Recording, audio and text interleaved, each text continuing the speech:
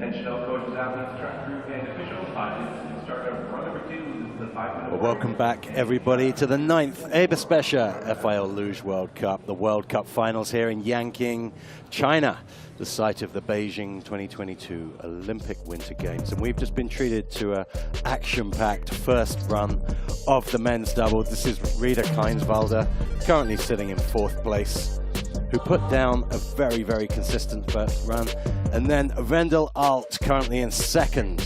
Wendl and Arlt fighting and very likely to get their 6th overall title. And Plume, our current leaders, who are in a straight shootout with Steu and Kindle for the 2nd place overall. Whoever finishes higher out of those two teams will win the 2nd place Crystal Globe. But it's looking highly likely that Wendl and Arlt are going to be winning their 6th overall title. And I'm joined by one of their teammates. I'm with Diana Eitberger of Team Germany, 2018 Olympic silver medalist and women's doubles specialist. Hi to everyone. It's great to have you back. Well, look, the ice has got a little bit warmer, just by a degree. That may make a difference on the 2nd one, just having slightly softer ice. It could be, but of course, sun is going down now. It's getting late, and if the sun is go down, maybe also the conditions on the ice is changing a little bit. Yeah, absolutely, and this track seems to be constantly changing with the weather. I've seen. We saw last night as the ice temperatures dropped and dropped.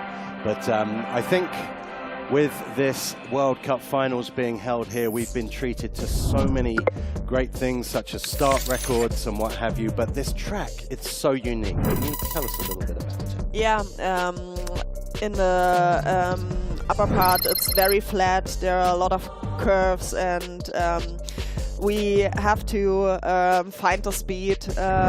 Everything what happens before the Kreisel gives you the possibility to be fast in the end of the track.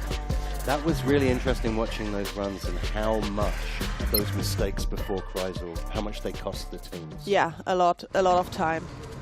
And this is what you see when you're on your double sled, Diana. What do we see? Yeah, now we see the corner A and B, so our start curves, and it have to be perfect to go in corner 3, and you need all the time the speed. You see it's a little bit slower than we normal know, and so now we are in corner 5. It could be difficult. Yeah, it could be that you have to steer a little bit more. Now there's a compression after 6 to 9, going into 10, and then there is a lot of time to think about everything what happens in the back, because there's a 7 seconds to 10 seconds Kreisel, and now we are in the bottom part where you make the speed and you feel everything good what you love in the sport, because here's the passage for the speed, the dragon tail, and going into the finish. And that uphill finish curve can be quite cruel as well, I guess, if you've made a mistake before it and you're heading up there. Yeah. Wow. Well, I mean, it's an exciting track. We were saying earlier, there's nothing like this on the circuit.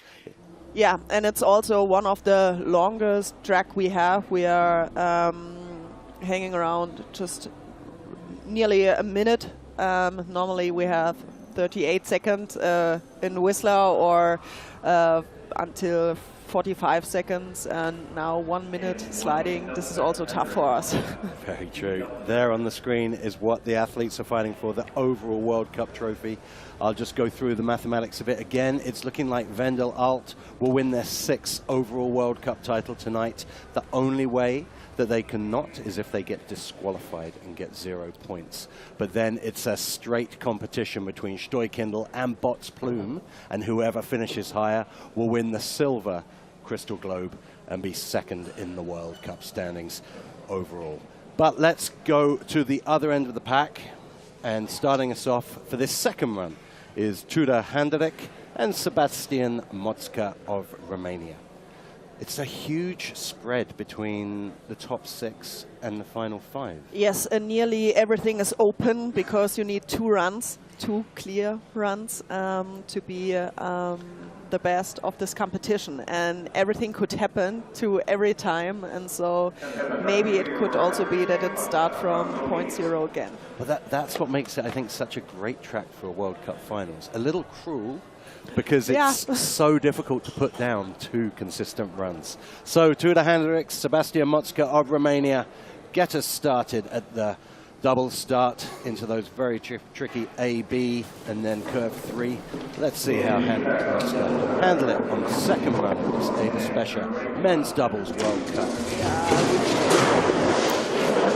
It doesn't take much, does it?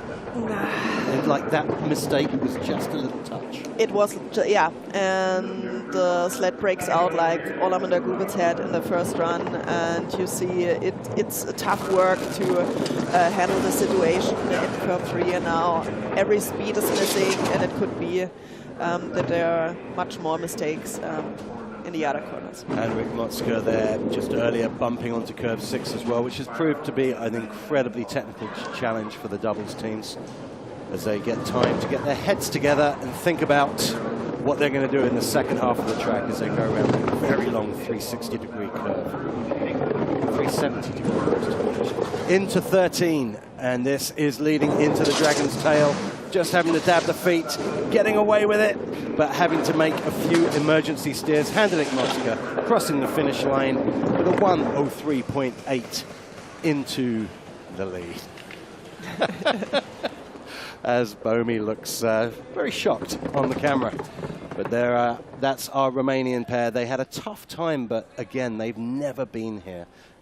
One of them was quite unwell with this flu that was going around the camp, so they were short of training runs as well. So I say hats off to every doubles team that's made the start this week. It's been a tough week there.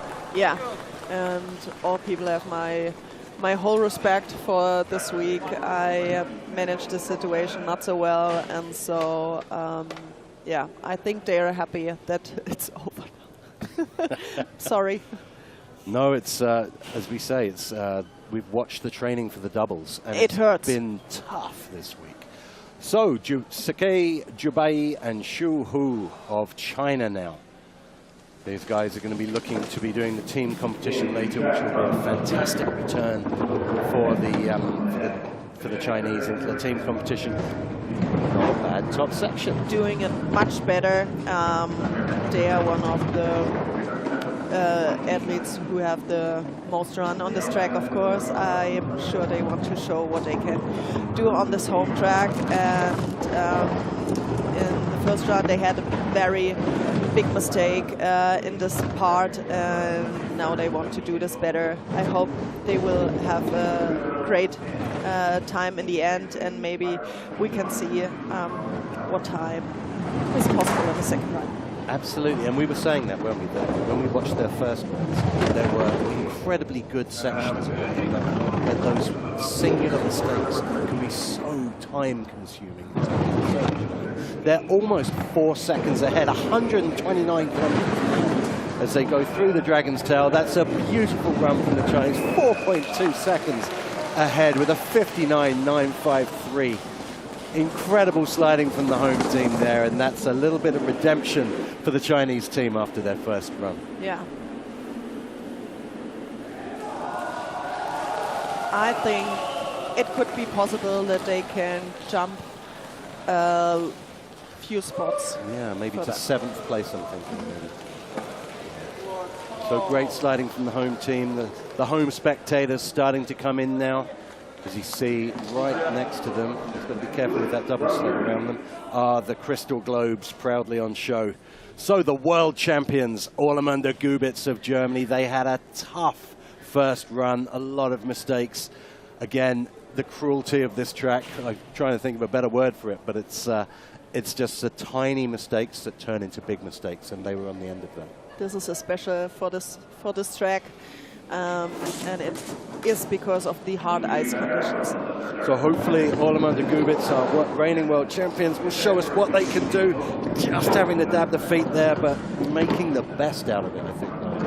I think this way is the better way than hitting the wall and put a sled out of control. Good survival skills. Yeah. Okay, but dropping a little bit of time. They've dropped almost a tenth at the top, and then having to drop the feet out of 6 as well. Come on, guys, get it together as they go into 10, and now into the Kreisel, where they have to get themselves back on track for the fast bottom section of the track. 12, fine. On to that. That nub on the right-hand wall before 13. We saw yesterday in the women's singles and in the women's doubles how difficult that was for the teams to get through. So Orlamuender Gubitz into second place. The world champions drop into second place, and Dubai climb up another spot, as you prophesized, Diana. I'm sorry for my teammate. I wish them that they will have a good run, but I know they also have a tough week, and they are not feel so confident. Yeah, do it again, he said, and we have to try it again. And it's a hard work to compete here with the doubles, especially if you've never been here. Yeah.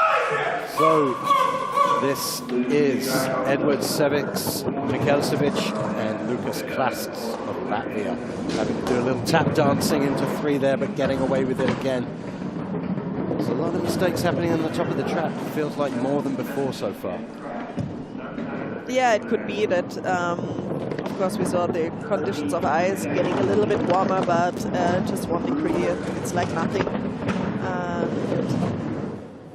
This is much better than the first run on this part of the track. Big skid there, also problems. And now currently the Latvian teams with a 1/4 of a second lead, but where it's going to be incredibly telling is on the next split, the 150 split. That's where we're going to see how much time those mistakes have lost. As they go very early to 13, but just missed the wall. They've got 7,000ths of a second to play with down the Dragon's Tail. Big skid down the Dragon's Tail, trying to keep the sled on its stills and crossing the finish line with the feet down. The Chinese climb another spot, and Sevics, Milkovics, and Klas of Latvia drop into second place, back by a 1/5 of a second. That was shaping up to be an okay run at the top, but then a lot of mistakes in the bottom. Yeah, and it costs also time. Also, if you have your feet down on the ice, but you see he works so hard to control the sled, and it's not so easy. Good result for the Chinese athletes, and I think this is one of the best results they ever have.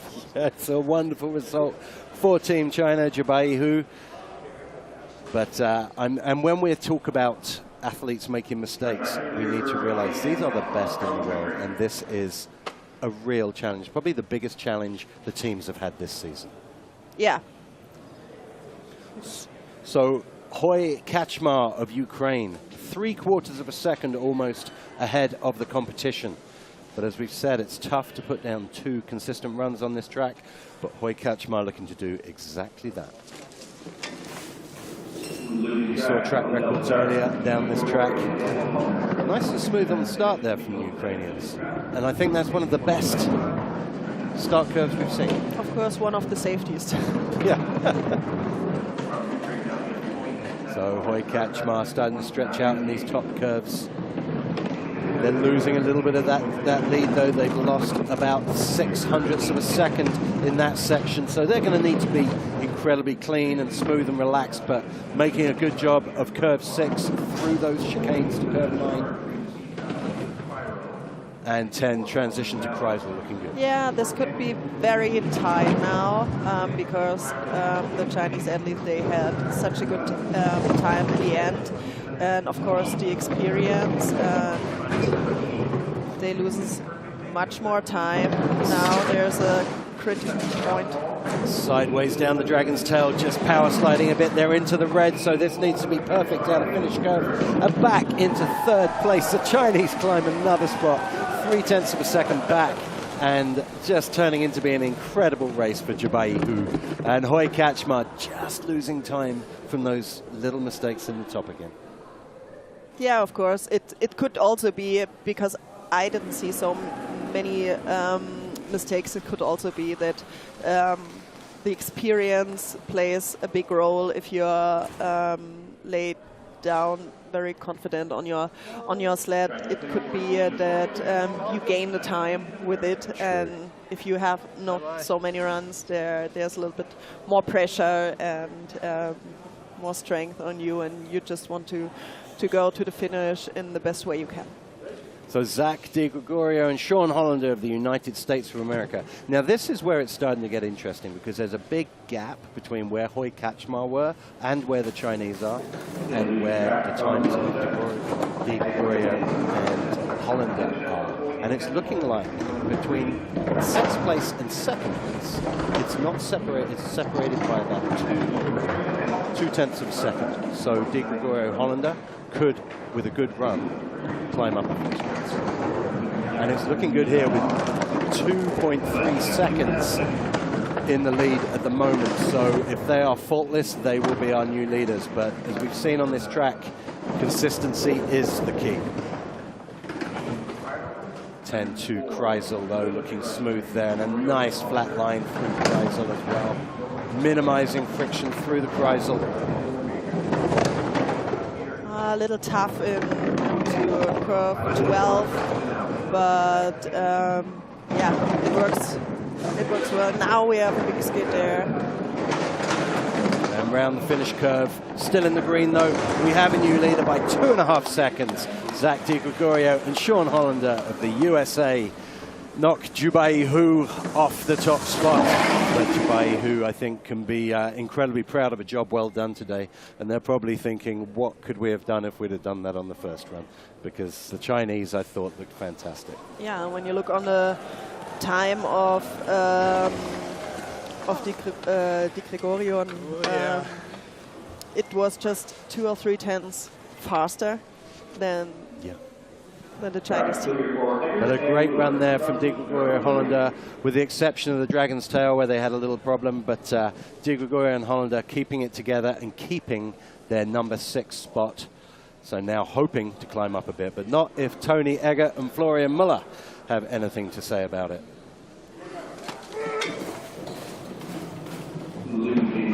Tony Eggert, during the Olympics here, won a silver medal in the men's double with Sasha Beneken, his old backman. He then took a bit of time off from the sport and came back just as strong, just as talented, and he's looking good here.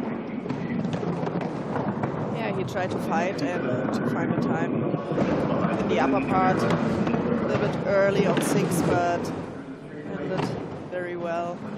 And he building time. Yeah. As we can see, we've gained 1/10 of a second already. Now up to 3/10 lead. Yeah, of course, he always wants to win races. And you know Tony so long, and he wants to have perfect runs and also be the best of the world. Tony Eggert starting the season so well with a win in Lillehammer, crossing the finish line into first place by over half a second, ahead of Di Gregorio and Hollander, who put down a solid run as well from the USA. Eggert Müller of Germany are your new leaders. With a great time of 59.14. This is faster than the first run. Very impressive. Still a long way off the track record set during the Olympics of a 58.2. It's almost a second off, which just shows how fast the track was during the games. But this track still throwing up a lot of challenges for the athletes. But Eggert Müller taking it all in their strides, looking very solid there, sliding into first place. Now, here starts the battle for the second place in the overall. Steu and Kindle currently ranked in 4th. They're going to need to do something special to move ahead of Bots and Plume. But as we've seen, it's tough to put down 2 solid runs on this track.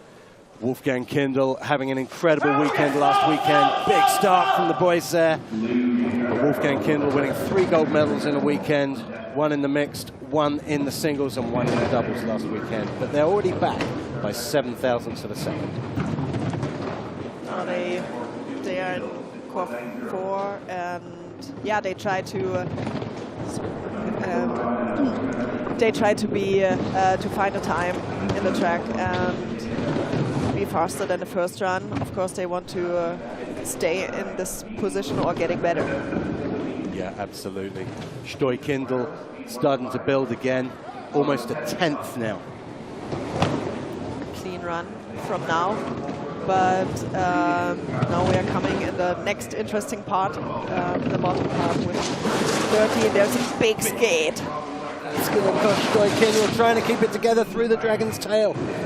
As they come towards the finish curve, Steu and Kindle, that big hit before 13, costing them a ton of time. Back into second place. Egert Mueller stay in first place, moving up one. Steu and Kindle back by half a second. And now we see it again. It was a big crash. No crash. It was a big hit on the right side, right straight before curve 13, and then it's hard to keep the sled in control. Definitely hard to keep it in control with these tiny mistakes turning into big skids down the track. So next up for Italy, currently sitting in bronze medal position. This is Emanuel Rieder and Simon Keinswalder of Italy. These guys are one of my favorites this week. They had a great week and great training all the time, and maybe they can have a happy end now in the final race of the season. Absolutely, Rieder and Keinswalder making a good start, as they did in the first run, consistent through those top curves. And they've got 600ths to play with here. Uses 200ths of a second, but of course he's still fighting. Tony Egert, he had a big time in the end of the run, and now they need also a perfect run. Trying to get that perfect run through the bottom section of the track, but it's all square with Egert Mueller to the thousandths of a second on that split, so they're going to need to find the turbo through the bottom section of the track as they go into the red. Let's see where we're at this 147 split. Back by 400ths of a second. But a good Dragon's Tail, that's going to help their cause as they come up the hill towards the finish. Stretching out across the finish line, but still back in second, back by 1.5 tenths. That means Egert Mueller move into bronze medal position, and Rieder Keinswalder just dropping back a spot from third place. Yeah, and these guys are one of the consistent athletes of the day until now. They had 2 perfect runs and no mistakes, and I'm sorry for them that for this moment they moved a spot in the back. Absolutely. So in silver medal position now and looking to win the overall. This is Tobias Wendl and Tobias Arlt of Germany. Really need no introduction, these two. The Tobys, the World Cup leaders. Olympic gold medalist on this track. Olympic gold medalists on this track, so and I'm assuming that makes such a difference to your mental state when you come to a track, if you have good memories of that track. Yeah, absolutely. It helps a lot. When you came to Pyeongchang, you must have been thinking, even though you're in a different discipline, my last memory of this is punching the air and taking a silver medal. It was so emotional. So Wendl and Arlt keeping that lead up by almost 6 tenths here. Huge lead from Wendl and Arlt over Egert Mueller. Making 6 to 9 look easy there as they go through that deep compression and out again. And now into this long Kreisel. Looking very relaxed.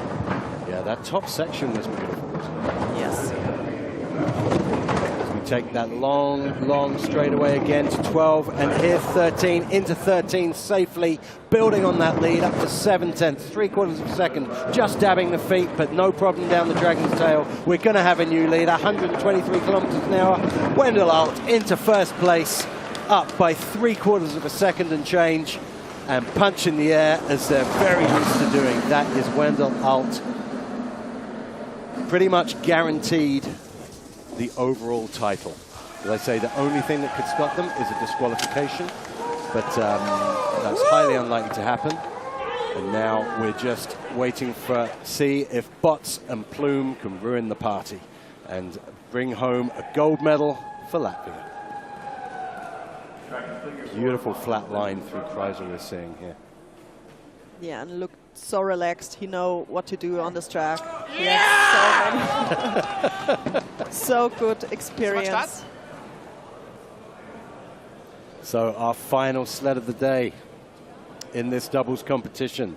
Martins Bots and Roberts Plume have put themselves in a position where they can come home with gold. And of course, they saw the time of Tobias and Tobias Wendl and Tobias Arlt, and they know they need also a perfect run to save them first position. Just dropping into the red there, though. They're back by 300ths. They're going to have to try and find some time before Kreisel here. Looking good, though, from curve 6 up that hill, out of the compression. Very early to 10. And they're still losing time. They're back by 700ths. Line to 12. Just put the back head, the head back, but 14. Well, they're putting up a fight with that dragon's tail, aren't they? That was beautiful. They're crossing the finish line into silver medal position. Bots Plume. That makes Wendl Arlt our winners today for Team Germany, and also the overall winners of the EBERSPÄCHER Luge World Cup in men's doubles. That was a beautiful exit 13 from Bots Plume. Yeah, it was. One of the best we've seen, I think. Yeah. So they were fighting all the way to the end. Yeah, you have to, because you don't see the time when you're sliding, except from the part of the Kreisel where you can see a short moment if it's red or green. But I think they are happy. They fight for the second overall for the position. I mean, Bots Plume had 2 podiums this year already. I mean, 2 first place wins this year. But quite rightly, the spoils of victory going to Wendl Arlt, winning gold here in the World Cup final, and also winning the overall title for the 6th time in their career. Just incredible stats. Yeah, they are like a good old wine. Yeah. No, like a good wine. Yeah, definitely. The older one gets the better, or the older one is the better one. Yeah, age doesn't seem to affect them, does it? Yes. So as we see, there's the roof that you can walk all the way along on above this beautiful track here in YANQING, China. Wendl Arlt first, Bots Plume second, Egert Müller third, Rieder Keinswolder fourth, Steu and Kindle in 5th. Great sliding from all the competitors, with sickness in the camp this week, and also some big injuries for their fellow competitors, and just tough training times all week. As we see our podium here, and presenting the trophies will be Dwight Bell, Secretary General of the FIL. Each getting their own panda to take home. I like these pandas. It's a nice touch. Yeah. And they'll be taking home much more than that, as 2 of these teams on the podium will be taking home crystal globes of their own. Bots Plume, 2nd place silk crystal globe, and Wendl Arlt, a 1st place crystal globe. But for now, let's celebrate this World Cup win with arguably one of the greatest doubles team ever to take the ice, Wendl Arlt of Germany.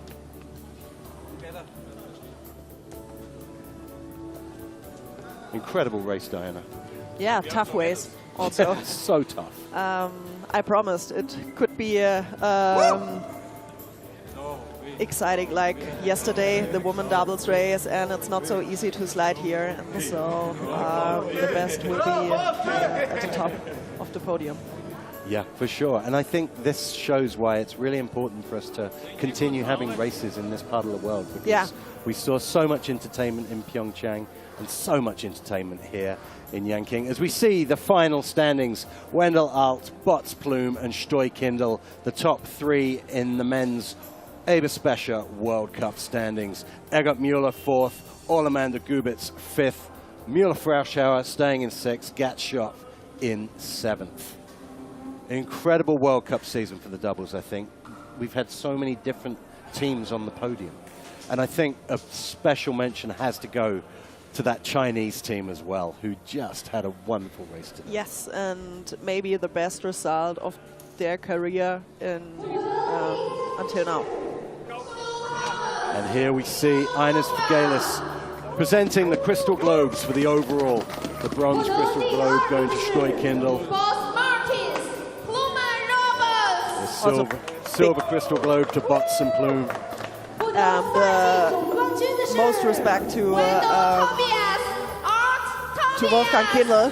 Yeah, doing double duty. Now we have our winners, Tobias and Tobias, for the 6th time. The best wine we ever had. Yeah, for sure. Yeah, definitely. Definitely. Just a wonderful, just showing how it should be done, I thought. Steu and Kindle just fantastic, as were Bots and Plume, but quite rightly, the winners, the Tobys, with all that experience behind them, but a very, very deserving winner's circle of teams that have all stepped onto the top step of the podium this year, which has made it such an exciting race series. So you don't really see the same team every week going on the top step of the podium. And I feel it's been nicely shared between the teams.